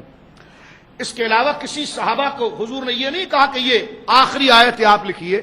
صحابہ اسی بات میں انتظار کرتے رہے اور سرکار علیہ الصلوۃ والسلام کی وصال پاک سے 1 ہفتہ یا 8 دن پہلے قرآن مکمل ہوا. لیکن اب بھی یہ کسی کو نہیں پتا تھا، اب بھی کسی کو سرکار علیہ الصلوۃ والسلام پر تقاضۂ بشری سے بخار کی کیفیت طاری ہو گئی. اور ان 4-5 دنوں میں سرکار علیہ الصلوۃ والسلام اپنے حجرے میں آرام کرتے رہے، یہاں تک کہ جب آپ نے رفیق اعلیٰ کا سفر فرمایا اور وصال ظاہری فرمایا، اس وقت صحابہ سمجھے ہاں قرآن مکمل ہو گیا ہے، اس لیے حضور علیہ الصلوۃ والسلام رفیق اعلیٰ کے سفر فرما چکے ہیں۔ تو اس لیے کوئی بات قطعی طور پر نہیں کہہ سکتے انگلی رکھ کر کہ یہی قرآن کی سب سے آخری آیت ہے، جس کی وجہ میں نے آپ کے سامنے پیش کی۔ لیکن علماء نے بعض آیتوں کی طرف اشارہ ضرور کیا ہے کہ شاید یہ سب سے آخری آیت ہے۔ بعض لوگوں نے یہ ذکر کیا کہ الیوم اکملت لکم دینکم، یہ قرآن کی سب سے آخری آیت ہے، لیکن میں یہ کہتا ہوں یہ آیت تو نازل ہو رہی ہے عرفات کے میدان میں۔ امام سیوطی نے بھی اسی اعتراض کو اٹھایا ہے کہ یہ تو عرفات کے میدان میں اتر رہی ہے، اس کے بعد سید عالم صلی اللہ علیہ وسلم حج کر کے آ گئے، محرم کا مہینہ تھا، سفر تھا، ربیع الاول تھا، اور ربیع الاول کے درمیانی وسط میں وسطانی اور پہلے یا دوسرے عشرے میں سرکار نے وصال فرمایا ہے، تو کیا یہ تین چار مہینے تک کوئی وحی نہیں اتری؟ جبکہ بات یہ ہے کہ سرکار علیہ الصلوۃ والسلام پر وحی آپ کے وصال ظاہری سے 10 دن پہلے تک اترتی رہی ہے۔ سمجھ رہے میری بات آپ؟ تو پتا چلا الیوم اکملت لکم دینکم کو قطعی طور پر یہ کہنا یہ قرآن کی آخری آیت ہے اور اس کے بعد قرآن مکمل ہو گیا، یہ سمجھ سے باہر ہے۔ اسی طرح آپ سمجھ لیجئے، بعض علماء نے اس کو ذکر کیا واتقوا یوما ترجعون فیہ الی اللہ ثم توفی کل نفس ما کسبت وہم لا یظلمون۔ اس آیت کو ذکر کیا امام سیوطی نے، فرمایا کہ یہ ایک آیت ہے کہ جس کے بارے میں یہ کہا جا سکتا ہے کہ یہ قرآن میں سب سے آخر میں اتری ہے۔ اور امام سیوطی نے یہاں پر فضیلت کی بڑی پیاری بات لکھی ہے کہ جب یہ آیت اتری تو سرکار نے ابی بن کعب کو بلایا کہ آؤ، حضرت ابی بن کعب آئے، سرکار نے فرمایا یہ آیت لکھو جو میں پڑھ رہا ہوں۔ ابی بن کعب جہاں بہترین قاری تھے وہیں بہترین کاتب بھی تھے، تو آپ نے اس آیت کو، یعنی یہ ابی بن کعب رضی اللہ تعالیٰ عنہ کی کل بھی میں نے کئی فضیلتیں ذکر کی ہے، ان کی فضیلتوں میں سے ایک فضیلت یہ بھی ہے میرے دوستوں کہ ان کو یہ شرف حاصل ہوا ہے کہ قرآن کی آخری آیت انہوں نے اپنے ہاتھ سے لکھی، حضرت ابی بن کعب رضی اللہ تعالیٰ عنہ وارضاہ عنہ۔ تو ابی بن کعب کو سرکار نے بلایا اور یہ وہی لکھوائی، اور اس واقعے کے بارے میں ہمارے ہوں یا غیر ہو تمام نے لکھا ہے کہ یہ واقعہ تقریباً 3 تاریخیں ہیں جس کے بارے میں ذکر کیا جائے، یا 3 ربیع الاول کو ہوا، یا آخری آیت کا واقعہ قرآن کی تکمیل کا واقعہ، یا 3 ربیع الاول کو ہوا، یا 12 ربیع الاول کو ہوا، یا 11 ربیع الاول کو ہوا۔ اب دیکھیے 3 ربیع الاول، 12 ربیع الاول، 11 ربیع الاول، تینوں میں سے کوئی بھی تاریخ بنی ہو، اگر 3 بنتی ہے تو 3 میں 8 ملائے کتنے ہوئے؟ بولیے 11، تو پھر حضور کا وصال 11 کا بنتا ہے۔ اور اگر 12 بناتے ہیں کہ 12 کوئی آخری آیت تھی تو 12 میں 8 ملائے تو کتنے بنے جی؟ 20، تو پھر پتا چلتا ہے کہ 20 ربیع الاول کو حضور کا وصال ہوا ہے۔ اور اگر 11 اس آیت قرآن کی تکمیل کی آخری آیت کو 11 ربیع الاول قرار دیں اور 8 دن اس میں ملائیں تو 11 میں 8 ملائے کتنے ہوئے جی؟ بولیے۔ اب یہ بنتی ہے حضور علیہ الصلوۃ والسلام کی وصال کی تاریخ۔ اس پر تمام مورخین نے لکھا ہے کہ تکمیل قرآن کے ٹھیک 8 دن کے بعد سرکار نے وصال فرمایا، تو قرآن کی آخری آیت کی بحث سے یہاں پتا چلا کہ 12 ربیع الاول حضور کا وصال نہیں ہے، 12 ربیع الاول حضور کا وصال نہیں ہے۔ یہ 12 وفات کر کے یہ کہنا کہ جناب حضور علیہ الصلوۃ والسلام کا وصال 12 کو، یہ ٹھیک نہیں ہے۔ ایک بات، 12 وفات سے ایک بات جو نکل پڑی ہے میری زبان سے تو میں اس کو کلیئر کر دینا چاہتا ہوں یہاں پر آپ کے سامنے، وہ یہ ہے کہ بر صغیر کے اندر جب پاکستان نہیں بنا تو ہمارے جب ہند اور پاکستان ایک تھا تو بر صغیر کے اندر ابتدائی طور پر میلاد النبی کو وفات النبی کہا جاتا تھا، یا 12 وفات کہہ دیا جاتا تھا، یہ وفات النبی کہہ دیا جاتا تھا۔ سمجھے میری بات؟ یہ متعین نہیں تھا اس میں پھر عرض کر دوں اور آپ کے ذہن کی تھوڑی اصلاح کے لیے کہ وہ وفات النبی تو کہتے تھے لیکن وفات النبی کے لفظ سے حضور کی وفات نہیں میلاد مراد لیتے تھے۔ سمجھ رہے میری بات آپ؟ اور جن لوگوں نے حضور کے لیے یہ کہا کہ 12 وفات، آپ نے بھی اپنے بڑے بوڑھوں سے سنا ہوگا، تو 12 وفات انہوں نے حضور کی وفات کے لیے نہیں بولا، پیدائش کے لیے بولا ہے، تھا وہ پیدائش کے لیے لیکن لفظ اس کے لیے 12 وفات بولا جاتا ہے۔ سمجھ رہے میری بات آپ؟ تھا وہ پیدائش ہی کا دن لیکن اس کو گویا کہ پانی جو 12 میں وفات یا 12 وفات، تو 12 وفات علماء نے روک کر بعد میں میلاد کہا جب آپ اس کو میلاد ہی مراد لیتے ہیں تو 12 وفات کیوں کہتے ہیں؟ آپ اس کو میلاد النبی کہہ دیا کریں۔ تو اس سسٹم کو بعد میں درست کیا گیا، لیکن جب بھی 12 وفات کا لفظ بولا گیا تو امت نے اس سے وفات مراد نہیں لی، پیدائش مراد لی ہے۔ سمجھ رہے میری بات آپ؟ تو اس کو ذرا ذہن میں کلیئر کر لیجئے آپ، کیونکہ وفات کا تصور تو امت میں کبھی رہا ہی نہیں ہے کہ وہ وفات کے دن کوئی جشن منائے، وفات کے دن وہ کچھ کام کرے۔ ہمیشہ سے حضور علیہ الصلوۃ والسلام کے لیے نعت خوانی جو 12 ربیع الاول میں ہوئی ہے وہ وفات کے تصور سے نہیں ہوئی ہے، وہ پیدائش کے تصور سے ہوئی ہے۔ سمجھ رہے میری بات آپ؟ تو یہ پیدائش ہی کی حقیقت کو نام دے دیا گیا وفات النبی، نام دے دیا گیا 12 وفات. آج ہم اس کو بالکل کلیئر کیا کہتے ہیں؟ جشن عید میلاد النبی. اس کو صحیح نام دے رہے ہیں ابھی ہم. اور ہم ان سے کہتے تھے کہ بھائی آپ کا 12 وفات سے کیا مراد ہے؟ کوئی انتقال کر گیا تھا؟ کہتے نہیں، حضور پیدا ہوئے تھے. تو ہم نے کہا جب تمہارا ترجمہ پیدائش کا ہے تو وفات کا لفظ کیوں بولتے ہیں؟ انہوں نے کہا جی ہمارے بڑے بھی یہی کہا کرتے تھے، وہ بھی یہی کہا کرتے. تو مراد اس سے پیدائش تھی. سمجھ رہے میری بات آپ؟ مراد اس سے پیدائش تھی. لفظ وفات کا بولا جاتا تھا. لیکن آج جو وہابی وفات کا لفظ بولتا ہے، اس سے مراد بر صغیر کے مسلمانوں کی مراد نہیں تھی. اس لیے کہ ربیع الاول کے مہینے میں کبھی مسلمانوں نے حضور کی وفات کا یوم نہیں منایا، ہمیشہ حضور کی پیدائش کا یوم منایا ہے. اس بات کو یاد رکھیے آپ. سمجھ رہے؟ یہ صرف دھوکہ دینے کے لیے جگہ جگہ پوسٹر لگاتے وفات النبی. وفات النبی حق ہے، سرکار کا وصال حق ہے، لیکن جو بطور جشن کے، بطور رسم کے اسلام میں جو دن رائج رہے ہیں، تو وفات النبی یعنی حضور کی وفات اور انتقال اور وصال کے وقت کو کبھی منایا نہیں گیا. منایا ہمیشہ حضور کے پیدائش کے دن کو گیا ہے. تو اس بات کو آپ ذرا یاد رکھیے. تو یہ آخری وحی سے میرے دوستو یہ بات کلیئر ہوتی ہے. 2 جملے یہاں پر آپ مزید سماعت فرما لیجئے اور میں اپنی گفتگو کو یہاں پر ختم کرنا چاہتا ہوں اس حوالے کے ساتھ کہ ہمارا 11واں ٹاپک جو بن رہا ہے وہ ہے مضامین قرآن کا اجمالی اور تفصیلی تعارف. پیغام جو قرآن دیتا ہے نا، پیغام بندوں کو جو پیغام دیتا ہے، کیونکہ قرآن کا موضوع انسان ہے. ہر کتاب کا ایک موضوع ہوتا ہے، اس کا ایک ہدف ہوتا ہے. تو قرآن کا موضوع انسان ہے، انسان کی ہدایت. غرض اس کی کیا ہے؟ ہدایت پا جائے. موضوع کیا ہے؟ انسان. تو انسان کے لیے جب قرآن ہدایت پیش کرتا ہے تو وہ 2 قسم کی، یا تو اجمال میں ہوتی ہے، تفصیل میں ہوتی ہے. اور اجمال اور تفصیل کے اعتبار سے قرآن کی آیات کی بھی 2 قسمیں بنتی ہیں، ایک محکمات، ایک متشابہات. مضامین کے اعتبار سے جو ہدایت دی جا رہی ہے وہ 2 قسم کی ہوتی ہے، ایک بنتی ہے محکمات، ایک ہے متشابہات. محکمات ان آیات کو کہتے ہیں جن کے معنی بالکل واضح الدلالت ہے، اور وہ اصل کتاب قرآن نے قرار دیا ہے. یعنی اصل مقصود بندوں کی محکمات والی آیات ہے. محکم ان آیتوں کو پڑھتے ہیں، کہتے ہیں کہ جس کو پڑھنے کے بعد مفسرین کو کسی زیادہ کھوج کی ضرورت نہیں ہوتی، وہ آیت خود اپنے معنی کو ظاہر کر رہی ہوتی ہے. جیسے نماز ہے، روزہ ہے، اللہ ایک ہے، نبی پاک صلی اللہ علیہ وسلم خاتم النبیین ہے. یہ محکمات ہیں. اور قرآن نے اس چیز کو ذکر کیا کہ منہ آیات محکمات. اللہ فرماتا ہے ہماری کتاب میں آیات ہیں محکمات، واضح آیات. ہن ام الکتاب، اور وہ اصل کتاب ہے. وہ اخر متشابہات، اور اس میں ہم نے متشابہات کو بھی ذکر فرمایا ہے. تو محکمات قرآن کی ان آیات کو کہتے ہیں جس کا معنی بالکل واضح ہو، اور متشابہات ان آیات کو کہتے ہیں جس کا معنی بالکل پردے میں ہو، اخفاء میں ہو. جتنا غور کریں حتمی طور پر آپ یہ نہیں کہہ سکتے یہی معنی اس کا ہے، نہیں، بلکہ وہ انتہائی سطور، انتہائی اخفاء، انتہائی پردے، اور اس کا معنی انتہائی چھپا ہوا ہوتا ہے. خدا جس کے سینے کو جتنا کھولتا ہے وہ اس معنی کے قریب تک پہنچنے کی کوشش کرتا ہے. لیکن اللہ رب العالمین اس کا علم خود رکھتا ہے اور اپنے محبوب کو عطا فرماتا ہے، اور اپنے محبوب کے صدقے اولیاء کو عطا فرماتا ہے.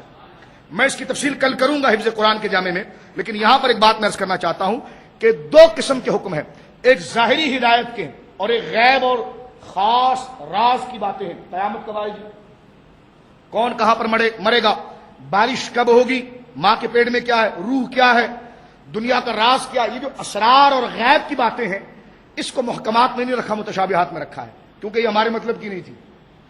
ہمارے مطلب کی نہیں تھی تو کیا ہوا، سرکار کو تو سمجھانا تھا. تو سرکار نے صلاۃ والسلام کے علوم میں جو اضافہ کرنا ہے، ہمارے علم میں جو اضافہ ہو رہا ہے وہ محکمات سے ہو رہا ہے. ہمارے علم میں جو اضافہ ہو رہا ہے وہ محکمات سے ہو رہا ہے. سید عالم کے علم میں جو اضافہ ہو رہا ہے وہ محکمات اور متشابہات دونوں سے ہو رہا ہے. اب یہاں پر جب آپ بس سمجھ چکے ہیں کہ اسرار جتنے، غیوب جتنے متشابہات میں، وقوع قیامت، علوم خمسہ، روح کا علم، اور قیامت کی وہ تاریخ کے جب وہ بپا ہوگا، یہ ساری علوم اللہ رب العالمین نے قرآن میں رکھے، اور اس کے علم کو متشابہات کے اندر ڈال دیا ہے. اور اس کو اللہ رب العالمین نے متشابہات، جس طرح آپ دیکھتے ہیں کہ حروف مقطعات ایک خاص رسم ہے. متشابہات قرآن کی کئی آیتیں ہیں، میں آگے ذکر کروں گا اس کے چند معنی. امام سیوطی نے اس میں بڑی ایمان افروز بحثیں کی ہیں جو ہر مسلمان کو جاننا ضروری ہے، انشاءاللہ وہ میں اپنی جگہ پر ذکر کروں گا. لیکن حروف آیات متشابہات کا ایک خاص عنوان ہے مقطعات، ٹکڑے ٹکڑے میں کلمات ہوتے ہیں، الف لام میم کاف ہا یا عین صاد، تو یہ مقطعات ہے، یہ کٹے ہوئے حرف ہے، الگ الگ ہے۔ یہ متشابہات کی ایک ذیلی شاخ ہے۔ متشابہات کئی آیات پر مبنی ہے، ان میں سے ایک اس کا عنوان جو ہے وہ مقطعات ہے، الف لام میم قاف نون۔ اب میری بات یہاں پر جو سنیے، جو کل بھی میں نے اختصاراً عرض کیا تھا، جب یہ آیت اتری نا کہ الف لام میم کاف ہا عین صاد، تو میں نے کل ذکر کیا تھا، مفسرین نے لکھا کہ کفار تو بہانہ ڈھونڈتے تھے نا حضور علیہ الصلوۃ والسلام کو اور صحابہ کرام علیہ الصلوۃ والسلام کو رضوان اللہ علیہم اجمعین کو روکنے کے لیے بہانہ ڈھونڈتے تھے۔ انہوں نے قرآن کی بڑی بڑی آیتوں پر اعتراض کیا، لیکن آپ کبھی عقل سے سوچیں، آج لوگ کہتے ہیں نون کا کیا معنی ہے، کاف ہا یا عین صاد کا معنی کیا ہے؟ تو میں نے کہا اگر اس کا کوئی معنی نہ ہوتا تو جس کا معنی تھا کفار نے اس پر اعتراض کیا، اور یہ تو اگر اس کا کوئی معنی نہ ہوتا اور عرب کے لوگ اس کو سمجھ نہیں سکتے تو کافر سب سے پہلے اس پر اعتراض کرتے کہ لو یہ کوئی کلام ہے، قاف کوئی بات ہے، لیکن کافر نے کبھی اس پر اعتراض نہیں کیا۔ یہ قابل غور نقطہ میں آپ کے سامنے عرض کر رہا ہوں، میری بات سمجھ رہے ہیں؟ یہ تو پورے جملے جس کا ترجمہ، قاف کا کیا ترجمہ ہوگا، نون کیا ترجمہ، طٰہٰ کیا ترجمہ، الف لام میم کیا ترجمہ ہے؟ اب آپ دیکھیں کہ اگر یہ لفظ بالکل معاذ اللہ ایسے ہوتے جس کا کوئی معنی ہی نہیں ہے، کوئی مقصد ہی نہیں ہے، تو کافر سب سے پہلے اس پر ہی مذاق اڑاتے، یہ نبی پاک کا کلام کیسا، دیکھو ان کو چاہیے کہ پورا جملہ پیش کریں، یہ ایک ایک حرف کو لاتے ہیں قاف، یہ ایک ایک حرف کو لاتے ہیں کاف ہا یا عین صاد۔ اس پر امام سیوطی نے لکھا کہ اس سے پتا چلتا ہے کہ جہاں اس میں اسرار اور غیب ہے وہیں پر اس بات کا اشارہ ہے کہ عرب میں اس قسم کا کلام موجود تھا، اور اہل عرب ایسے کلام سے مانوس تھے، اس بنا پر انہوں نے قاف پر کبھی اعتراض نہیں کیا، نون پر کبھی اعتراض نہیں کیا، مستقل ایک یونٹ ہے، مستقل ایک آیت ہے، اس پر کبھی اعتراض نہیں کیا، دیگر چیزوں پر اعتراض کیا۔ اور اس پر علامہ قرطبی علیہ رحمہ جو ایک بہت بڑے ادیب بھی ہیں اور عربی لغت کے ماہر بھی ہیں، انہوں نے اس سے پردہ اٹھایا، فرمایا ہاں اس کے اصل معنی تو اللہ جانتا ہے، لیکن اہل عرب میں مخففات کو ذکر کرنے کی عادت تھی، تفصیلی جملے کو مخفف کر کے ذکر کرنے کی عادت تھی۔ آپ نے زمانے جاہلیت کے اشعار نقل کیے ہیں امام قرطبی نے بہت سارے، اور زمانے جاہلیت میں جس طرح کے امرؤ و قیس کے اشعار ہیں، مانا کہ وہ خرافات پر مبنی ہے، اور بعض اشعار عرب کے وہ ہیں جس کو سبع معلقہ کہتے ہیں، ہم زمانے طالب علم میں اس کو سبع مغلظہ کہتے تھے، یعنی وہ 7 اس قسم کے قصائد ہیں کہ استاد کے سامنے بھی پڑھو تو سر جھکا کر پڑھنا پڑتا ہے، یعنی اتنے عجیب و غریب اس میں اشعار ہیں کہ جس کا ترجمہ بھی نہیں کیا جا سکتا، یعنی وہ عجیب و غریب فحش باتیں بھی اس میں شامل ہیں۔ لیکن زمانے جاہلیت کے اشعار جو ہیں وہ پڑھائے صرف اس لیے جاتے ہیں کہ قرآن مجید برہان رشید کی عربی کو جاننے کے لیے سیدنا عمر نے بھی فرمایا ہے کہ قدیم عربیوں کی غزلیں سیکھو اور ان کے الفاظ سیکھو، کیونکہ وہ قرینہ، وہ انداز اللہ رب العالمین کے کلام نے اختیار کیا ہے، یعنی قرآن کے ثقیل الفاظ۔ اب آپ دیکھیں قرآن کے جب الفاظ آتے ہیں وہ عربی ہیں یا غیر عربی ہیں، اس پر جب مفسرین بحث کرتے ہیں، کیونکہ آگے وقت رہا تو میں ذکر کر سکوں گا اس میں کہ قرآن نے دیگر قبیلوں کے کلمات کو بھی لیا ہے۔ اب اس میں مفسرین بحث کرتے ہیں کہ یہ جو لفظ قرآن میں آیا یہ عربی کا غیر عربی کا کیسے فرق کریں گے، تو اس پر اشعار لائے جاتے ہیں۔ عربی کا ہے تو ثبوت کے لیے اشعار لائے، نہیں یہ فلاں شہر میں یہ لفظ استعمال ہوا ہے، پتہ چلا اہل عرب اس کو استعمال کرتے تھے۔ تو سید عالم کی پیدائش سے پہلے بھی عرب کے اندر غزلوں کا بڑا رواج تھا۔ قرآن جب اترا ہے تو اس وقت کعبے کی عمارت کے اوپر جو اس دور کے اندر عربی فصاحت اور زبان کا بڑا عبور تھا، وہ آدمی بڑا معتمد اور امام کہلاتا تھا جس کی عربی بہت اچھی ہو، اور وہ اپنے معافی ضمیر کو بہت خوبصورت الفاظ کے جاموں میں لے آئے اور اس کی بڑی منظر کشی کرے۔ تو سبع معلقہ یہ 7 قصیدے تھے جو کعبہ پر ٹنگائے گئے، ایک شعر لکھنے کے بعد، ایک غزل لکھنے کے بعد وہ لا کر کعبے کے اوپر ٹنگاتے تھے اور چیلنج کرتے تھے کہ آؤ پورے عرب میں کوئی ہے تو اس کا جواب دے دو۔ تو قصائد کو لا کر ٹنگایا جاتا تھا۔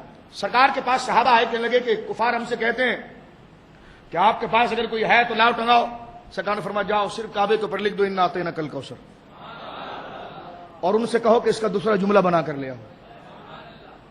میں اس کی گہرائی میں نہیں جاتا کہ اس میں کیا نکات تھے، آگے انشاءاللہ جب تفسیر سورہ النشرہ کی ہم شروع کریں گے تو اعلیٰ حضرت کے والد گرامی نے اس کی طرف اشارہ بڑے خوبصورت انداز میں کیا ہے۔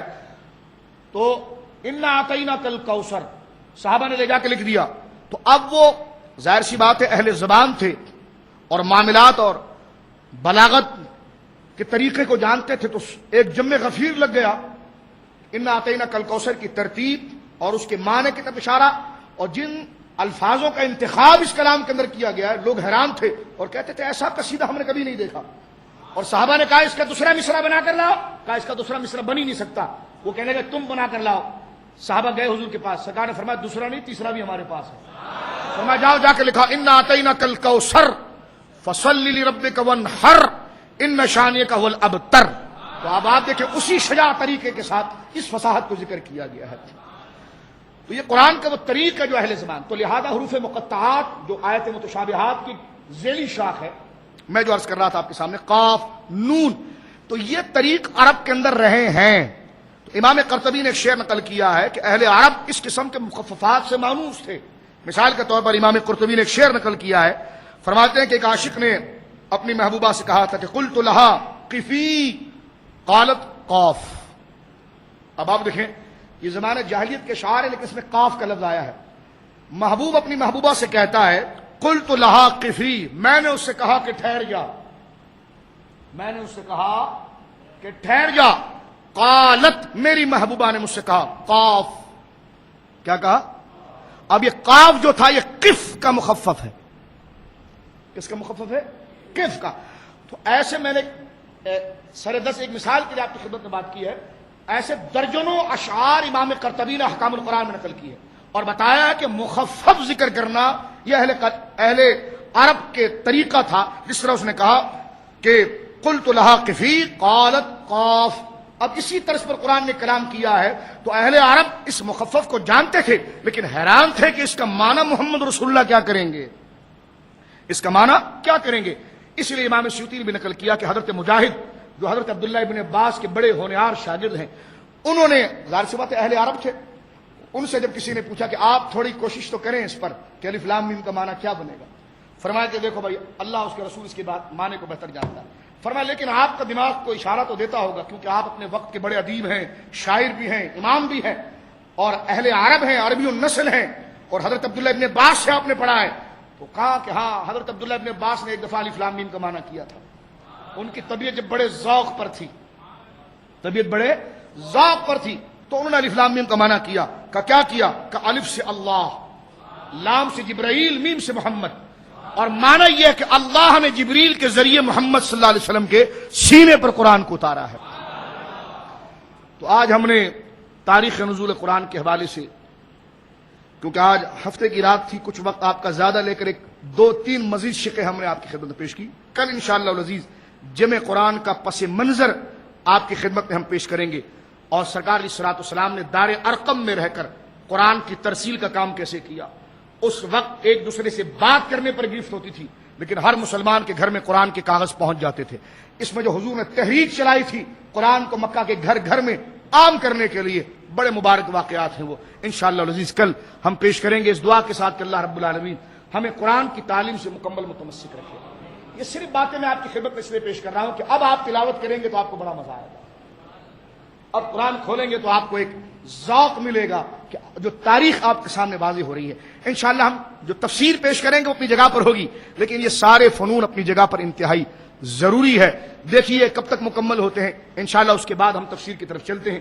اللہ رب العالمین سے دعا ہے کہ جو نظریے پیش کیے گئے اللہ رب العالمین اسے قبول فرمائے، جو کوتاہیاں غلطیاں ہوئی رب کریم اسے معاف فرمائے، اور جتنی آگے کی ابحاث ہے اپنے فضل سے ہمارے لیے آسان فرمائے، ہمارے لیے ہدایت کا باعث بنائے، اور قرآن میں ہمیں ادب، قرآن کے سامنے زانوئے ادب کو خم کرنے کی توفیق مرحمت فرمائے۔